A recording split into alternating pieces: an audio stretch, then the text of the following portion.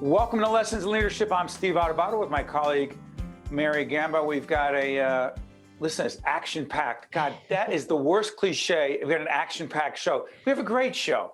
We have a compelling show all about leadership with great leaders. On the back end, we'll be joined by the county executive in Essex County, Joe DiVincenzo, talking about logistics and leadership. Can you say vaccine distribution? The county executive will be talking about that. On the upfront end, we got two great friends we're about to introduce you to. But Mary, do everyone a favor and let them know who our sponsors are, because thanking our sponsors is a big part of Lessons in Leadership. It's a great big part of Lessons in Leadership. So I'd love to thank, we have the International Union of Operating Engineers, Local 825, Prager Metis, Valley Bank, Seton Hall University, and the Seton Hall University Bassino Leadership Institute, and New Jersey Sharing Network. Yeah, let's talk leadership. I'm going to introduce our two friends. This talk about an innovative, creative way of dealing with youth leadership. Here it is right here. First, I want to introduce our good friend, Joe Gingoli, CEO of Gingoli Construction and DCO Energy, and also partner in a little place called the Hard Rock, Atlantic City, and also his colleague, he's been telling us about for a while now, great partnership with Reverend Collins A. Days. He is the pastor of Second Baptist Church. They lead an initiative called Leaders in Training. We'll be talking more and more about that. Gentlemen, thank you so much for joining us. Pastor Days, Joe, thank you for joining us. Thank you. It's a pleasure to be here, Steve. Joe, you and I have been talking for several years now. You joined us a while back on a PBS side talking about this youth leadership program. What is this initiative, Leaders in Training, and why is it so important, particularly in urban communities? Social responsibility is a currency.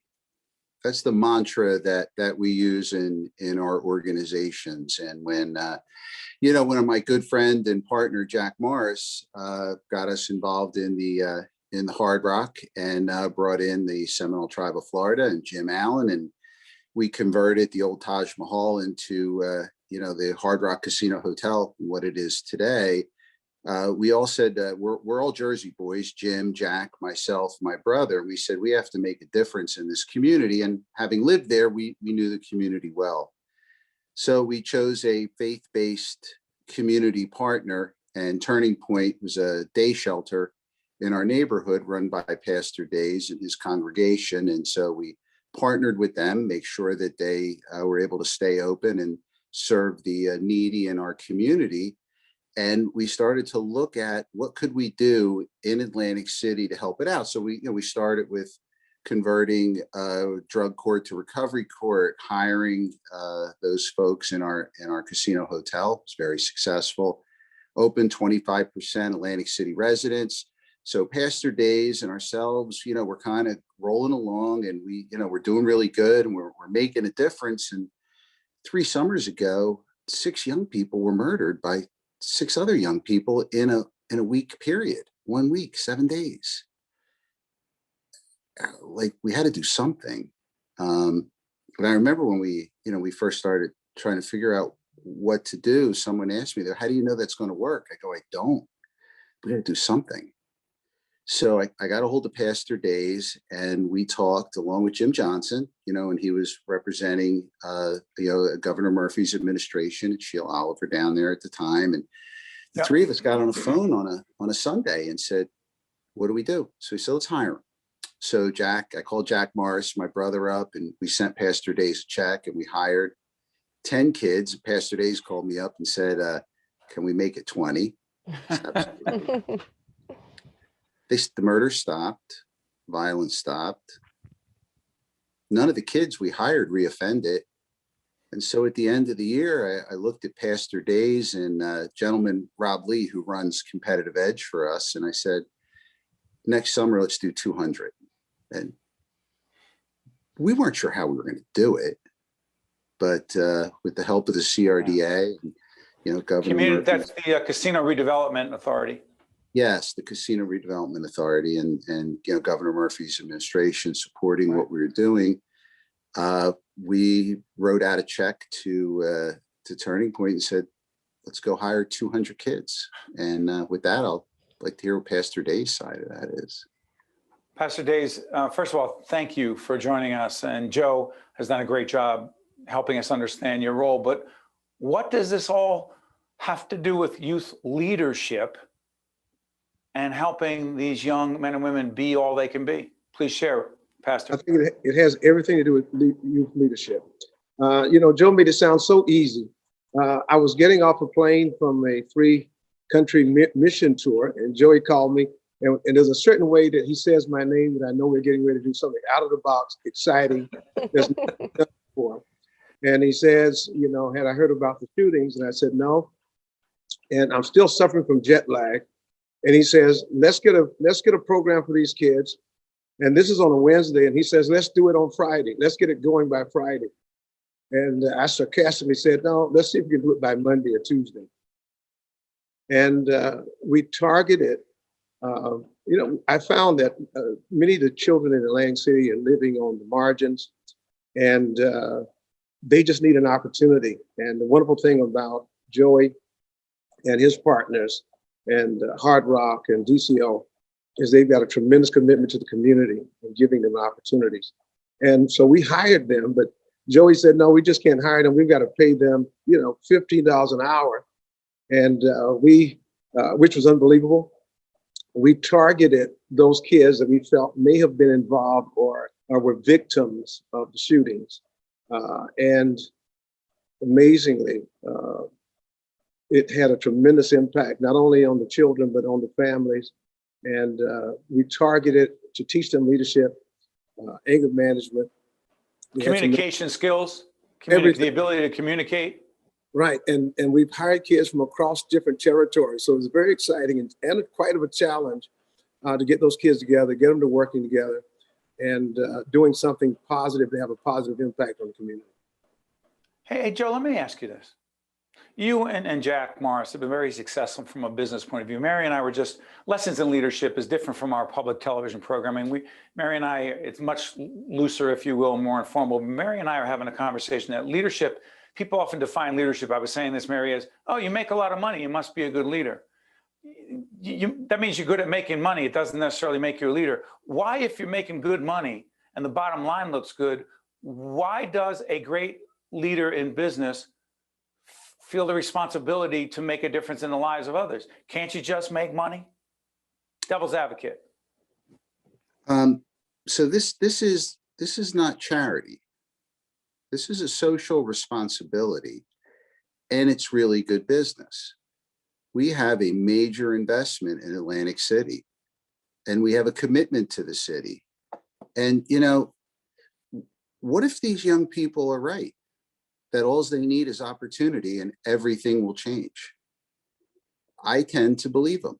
So why not try it out? What we found was these 20 young people showed up for work every day. They did a good job in the city. And at the end of the summer, we all looked at each other and said, let's do 200 next summer.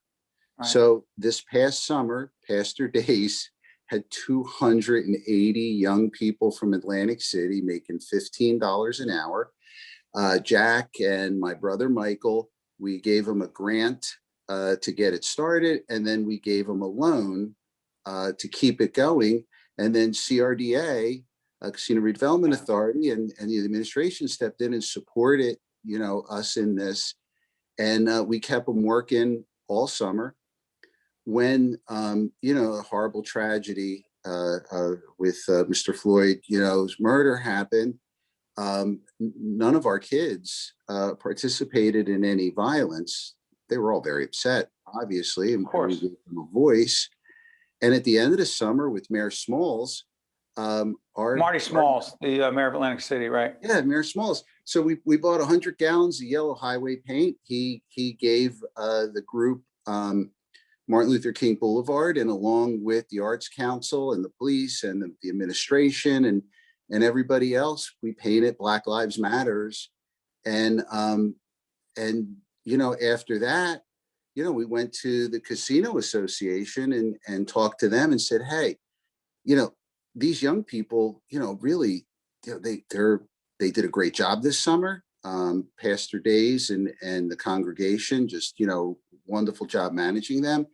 Could we consider as an association this coming summer, hire Atlantic City first before the J1 visas? So maybe this summer we can make it The 2,000. J1 visas are the people, the kids who come over from Russia or other places, and they have the visa for a short period of time. So hire Atlantic City kids before these other folks, right, Joe? Yes, we target Atlantic City residents first, and Bob McDevitt at Local 54 Yeah. supports us 100%, and we got some training programs going, and where we still need the industry still require more people than we're able to get done this first summer, probably, but we've opened the door, and now we're going to push every kid in Atlantic City that wants a job should be able to have one. Starting last week, 100 of our young people work on Saturdays. So Mary, follow up with Pastor Days, because we run a stand and deliver youth leadership program up and around Newark that Mary's been the leader of with our team for a while, teaching communication skills, leadership skills. Mary, follow up with Pastor Days, because I know that this is near and dear to your heart. It sure is. So, and again, thank you both so much for joining us today and talking about such a worthwhile cause. And one thing that I've seen is the ripple effect of having these young adults, these young leaders, given the opportunity to not only lead, but communicate, self-advocate. Pastor Days, what have you found to be the biggest result, obviously, beyond just them and their families, but what ripple effect in the community, getting other organizations on board? What have you seen in that regard? Oh, it's had a tremendous effect in the community, as you said, not just for them personally and their families, but it has given a sense of community. We've had a lot of tremendous support from the community while they were out working. The community came together, saw the positive effect that the kids were having on the community and supported it. And I think for the first time in quite a while that the community came together as a general group to support a program and supported our youth. A quick follow. Go ahead, Joe. You were asking how does this help, with leadership, and how do these Yeah. young men and women become leaders?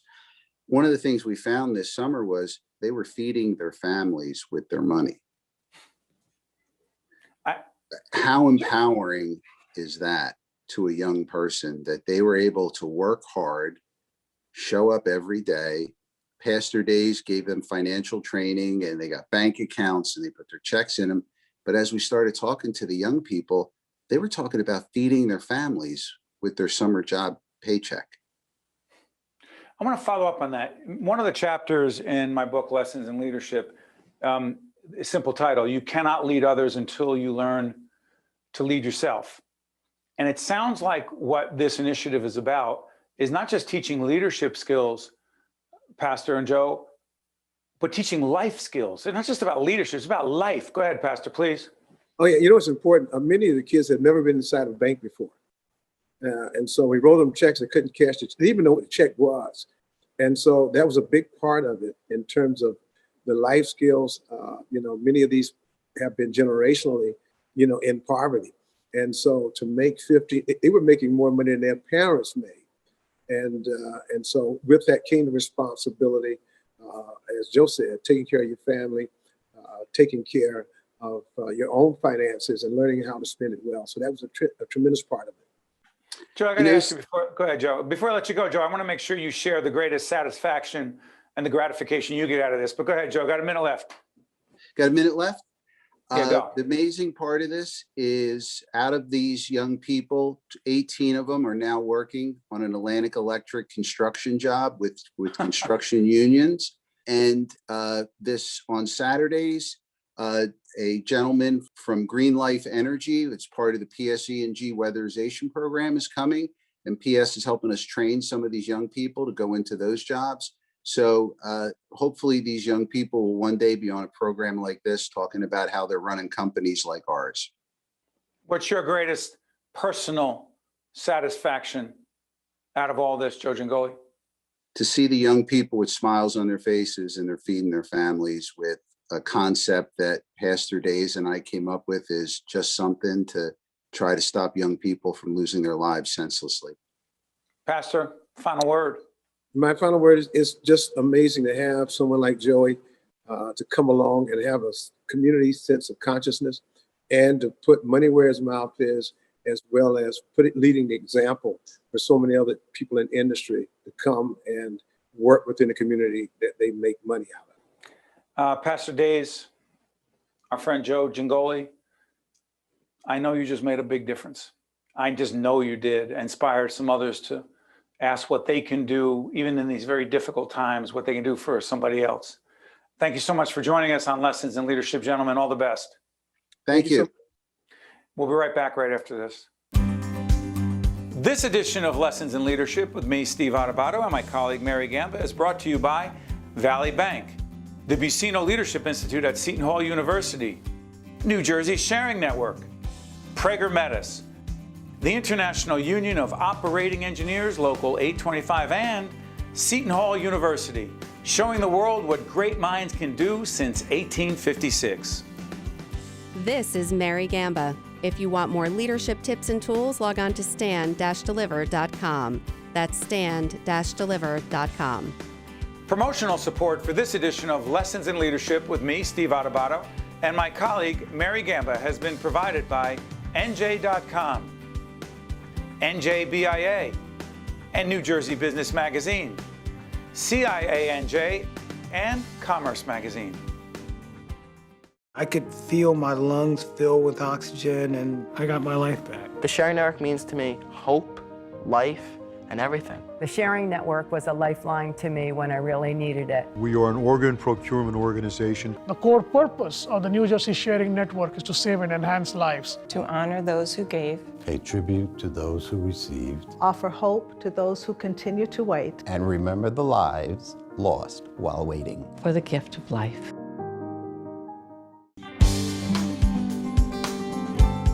Welcome back to Lessons in Leadership, Steve Adubato. Hey, Mary, in football, I use the term an audible. You call an audible. The defense is looking different. The weather conditions are different, right? We were supposed to have the county executive in Essex County, Joe DiVincenzo, on this particular show, talking about logistics and leadership and vaccine distribution.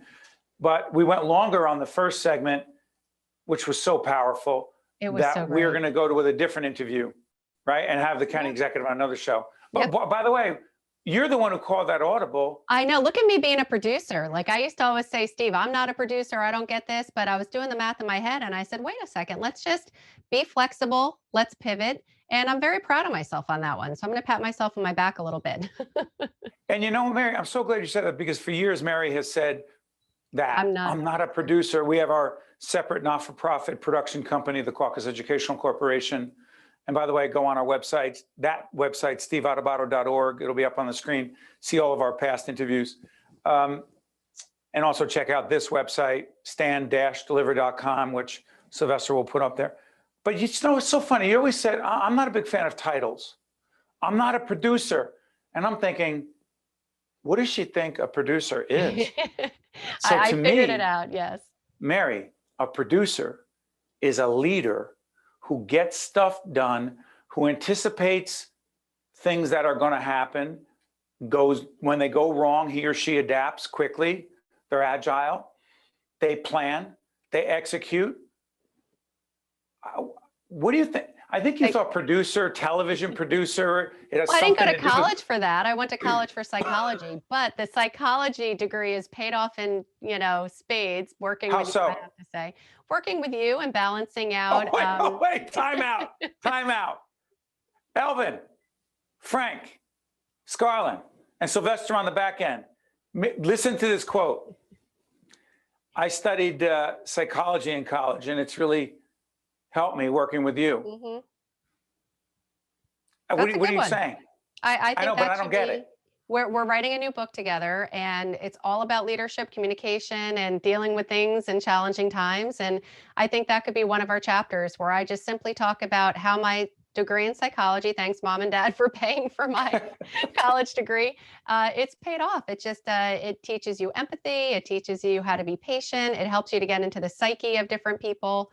So it definitely has helped just a little bit.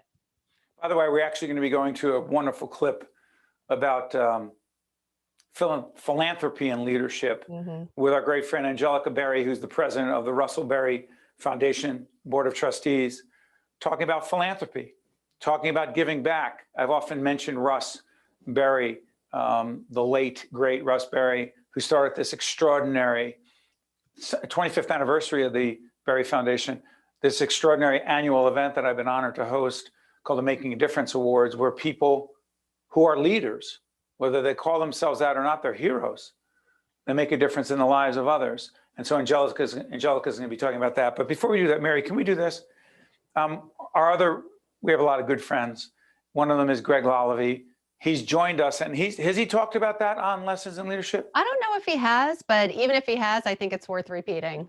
Okay, so we didn't have a name for this until Greg Lalevee told us about it. So I said, Mary, I got this from so-and-so. It's not complete. It's confusing.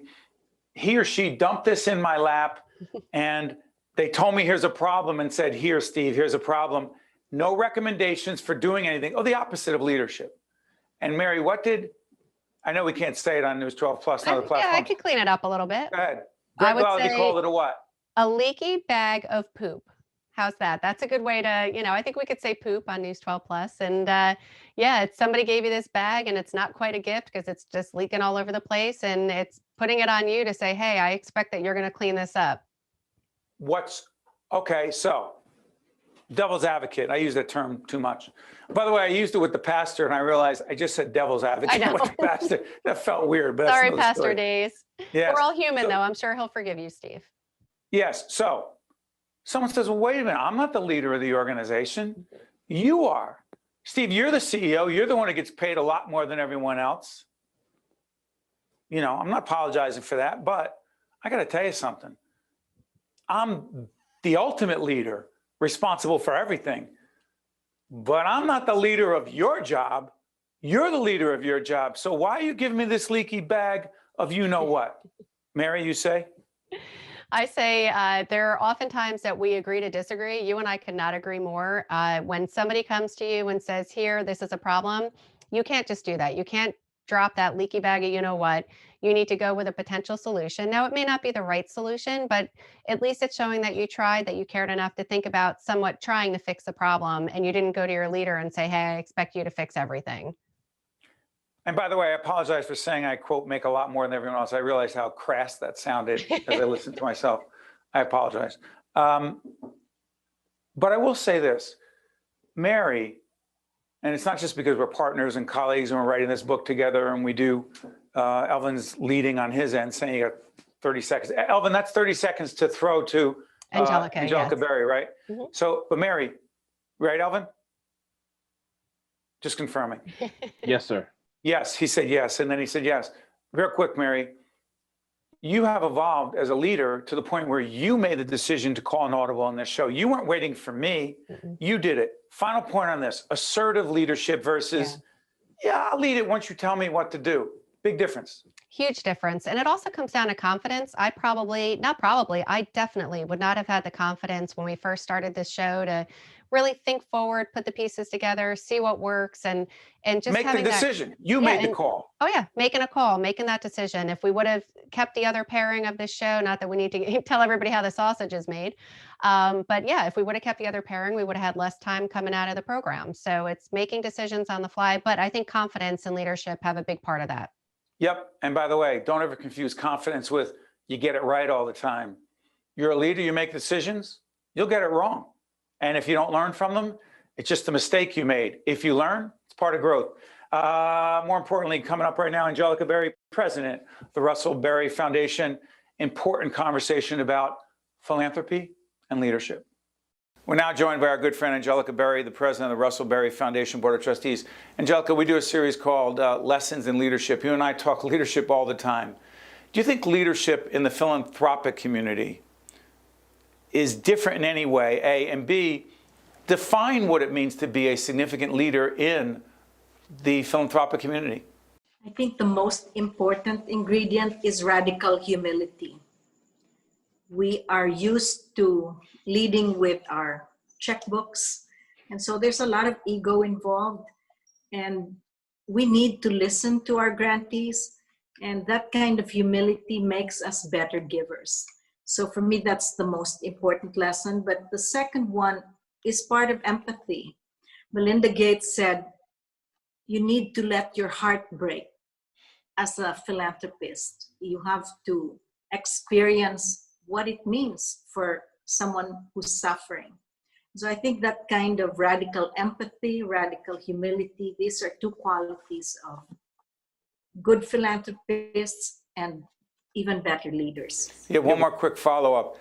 In a lot of the leadership seminars I do, I talk about caring and the fact that if a CEO, if he or she doesn't genuinely care about people, you could have all the greatest techniques. You could be a great communicator, a great motivator, be good on the budget, the bottom line, right? Bring in revenue. And I have this expression, and I'm not sure you agree with it, that it's hard, if not impossible, to, quote, teach people to care. Either they do or they don't. Can we teach people to actually care, or do they have to have that inside them as leaders?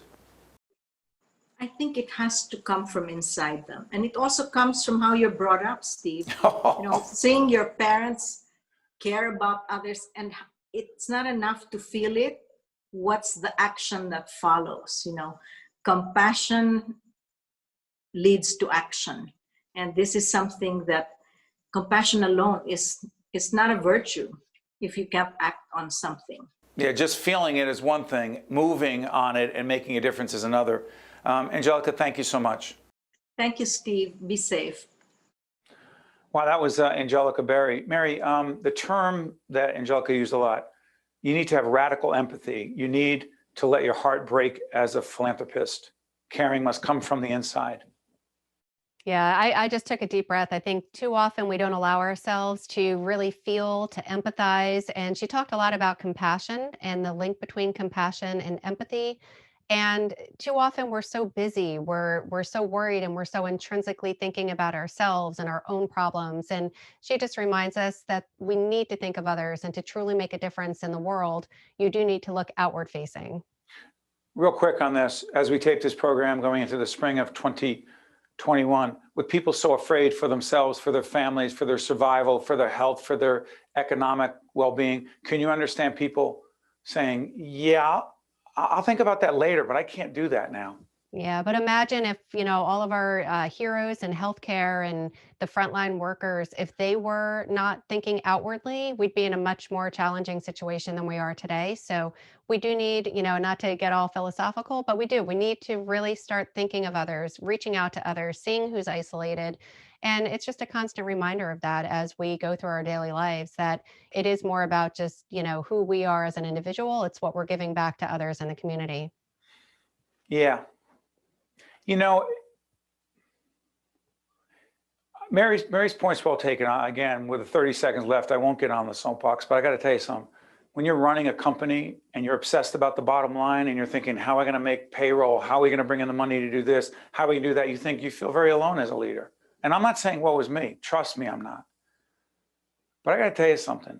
As soon as you step back, just a little bit, and go, whoa.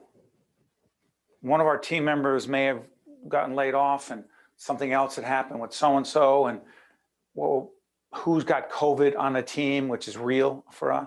It's like, wait a minute, just check yourself. Yeah. A lot of other people. Hey, listen, I'm going to come back to Frank Brown, our great audio engineer, on another show, because I know he texted he had a leadership lesson. We'll share it in another program. Mary, say goodbye. Goodbye. Wow, that was succinct. See you next time.